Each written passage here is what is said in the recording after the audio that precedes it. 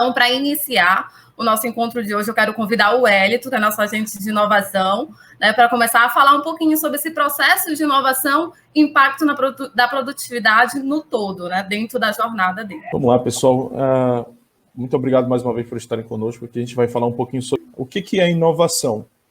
E a inovação relacionada ao marco legal da inovação no Brasil. Então, ou seja, um arcabouço ali de informações técnicas que subsidiaram essa lei, que é a 13.243, que ela vai ser o marco da inovação no Brasil. Esse marco se deu analisando algumas políticas de boas práticas que haviam em outros países, os países desenvolvidos.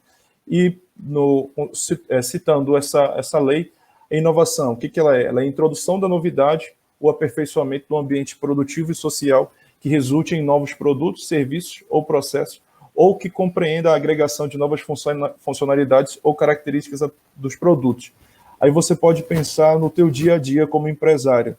Beleza, o meu produto já é muito bom, eu já tenho algo muito fantástico aqui, eu tenho um serviço de qualidade. Legal, como é que eu posso implementar a inovação nisso? Será que eu tenho que lançar um produto novo? Muitas vezes não necessariamente você vai ter que ficar criando coisas à torto e à direita. Não, mas você pode mergulhar numa jornada do cliente e entender o que o cliente pode esperar daquele serviço. E ali você lança uma funcionalidade a mais. Então você vai provocar uma questão de encantamento no cliente e você vai se destacar diante da concorrência. Então, ou seja, inovação não necessariamente você precisa trazer algo novo, mas você pode trazer algo melhorado naquele serviço que você já presta de qualidade, aquele processo ou aquele produto que já existe.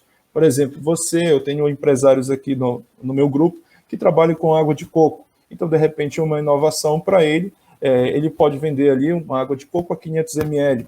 Uma inovação seria distribuir a água de coco a 1 litro, porque isso talvez não exista no mercado. Então, veja, é um produto que já existe, mas ele sofre uma melhoria. Isso também é uma inovação. Então, não necessariamente precisa ser algo novo, mas pode ser algo que já existe, melhorado, de tal maneira que isso provoque um destaque frente à concorrência e um melhor posicionamento junto com o teu cliente. Então, hoje, nós temos um marco que rege toda essa estrutura de inovação no Brasil, que é a Lei 13.243, mais conhecida como Marco Legal da Inovação. Seguindo nesse sentido também, a gente pode se perguntar, mas quais são os tipos de inovação que eu posso fazer? Em termos de conceito, onde que eu posso inovar na minha empresa? Você pode inovar em produto. Segundo o Manual de Oslo, o que seria esse Manual de Oslo? É um conjunto também de políticas que foram desenvolvidas pela OCDE, países desenvolvidos, que reuniram ali algumas diretrizes básicas para a inovação. E ali naquele documento que muitos países utilizam para subsidiar suas políticas públicas, eles dizem que a inovação ela pode se dar a nível de produto, eu falei agora há pouco, a inovação também pode se dar em processo. Então, muitas vezes, o que acontece? Vou pegar aqui o exemplo do seu Vilhena. Às vezes, a inovação ela não vai ser da porta da empresa para fora. A inovação ela não vai ser percebida no primeiro momento pelo seu cliente aí. Tipo, não é algo que que o cliente vai testar, vai ter uma usabilidade, mas é um processo interno, é um conjunto de boas práticas internas. Então, veja, vamos dizer que se você tinha 4 etapas para você realizar um processo interno, por exemplo, triangulação de nota fiscal, e agora você vai conseguir fazer em 2 etapas. Então, ou seja, você inovou dentro de casa. Isso é bem interessante. Então, a inovação não necessariamente é algo que é para o cliente externo. A inovação também pode ser para o cliente interno, aquilo que você faz dentro de casa para melhorar ali o dinamismo, a agilidade com qual você faz a sua entrega. A inovação pode ser organizacional, nesse sentido também que falei, com relação à estrutura da organização, você tornar a tua empresa mais clean, a gente diz ela é mais ágil, ou seja, uma empresa que tem mais facilidade para lidar com novidades no dia a dia, você traz respostas rápidas. Isso é bem interessante também. E, por fim, você pode também ter uma inovação no sentido de marketing, quando você desenvolve uma nova forma de falar com o cliente, uma nova linguagem, você utiliza dos meios e mídias disponíveis no momento para que você possa ter um canal de interação bem presente com o cliente. Então, segundo o Manual de Oslo, são esses tipos de inovação.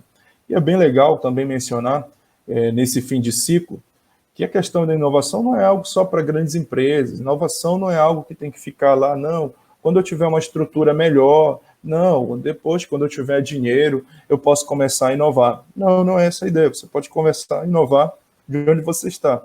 Dentro do meu grupo de empresários, eu sempre quis trazer essa mentalidade, não é porque você é microempresa que você vai ter pensamento pequeno, não, você tem que criar uma cultura de uma gestão de empresa grande. Mas vamos seguindo aqui. Vamos lá.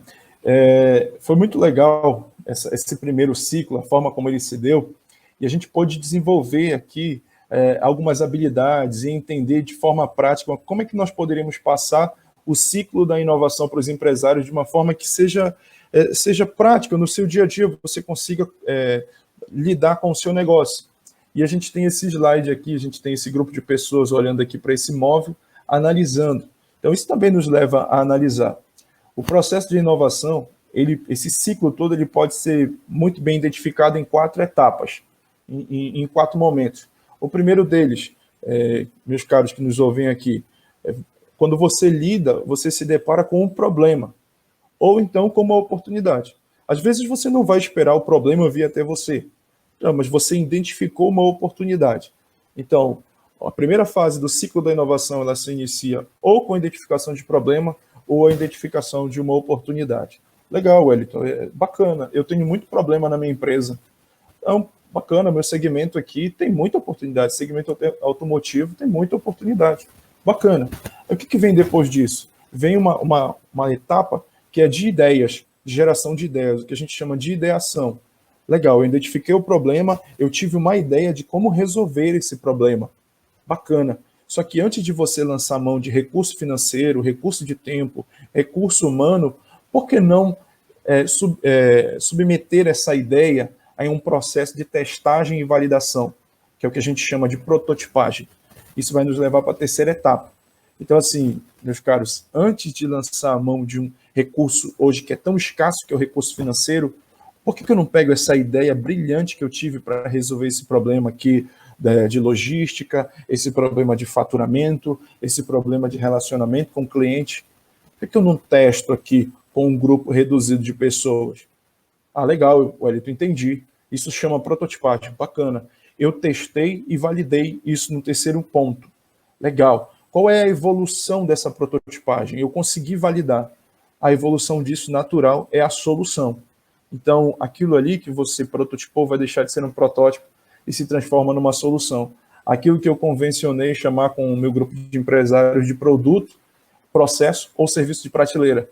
É aquilo que você vai colocar para vender, o serviço que você vai prestar para o teu cliente final. Então, assim, de forma bem rápida, resumida, esse aqui é o ciclo da inovação e cada um de vocês pode implementar nos negócios de vocês. Identificação de problema, oportunidade, tive ideias para resolvê-los. Antes de lançar a mão de recurso, vou submeter a um processo de prototipagem. A prototipagem foi validada, dá certo, os clientes gostaram, ok. Agora eu vou fazer isso em larga escala. É aquilo que a gente chama de solução. Ou seja, você leva como um produto, processo ou serviço de prateleira. Ou seja, bem condensado para ficar fácil de colocar em prática no dia a dia. Legal.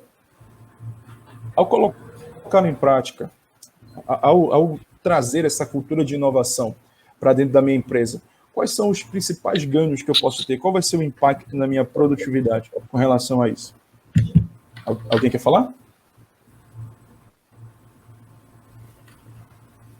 Ok, vou seguindo aqui. Quais são os impactos que eu vou ter no dia a dia da minha empresa? Quais serão os impactos no nível de produtividade? O primeiro deles que você vai poder perceber é um aumento de faturamento. Por quê? Porque você pode ter inovado em marketing, você pode ter inovado em produto, você pode ter inovado em serviço. Isso vai gerar em você, na sua empresa, um destaque frente à concorrência. Logo, isso vai te levar a um aumento de faturamento. Ou, se você não estiver trabalhando na coluna de faturamento, você pode trabalhar na coluna dos custos variáveis, que são os 2 pilares do aumento da produtividade, que é aquela inovação que você teve, diminuiu os custos que você tinha com produção. Então, você percebeu que você poderia diversificar a tua carteira de fornecedores. E isso fez com que os teus custos diminuíssem. Então, veja que interessante. Então, ambas as colunas, seja no faturamento ou nos custos variáveis, isso vai levar o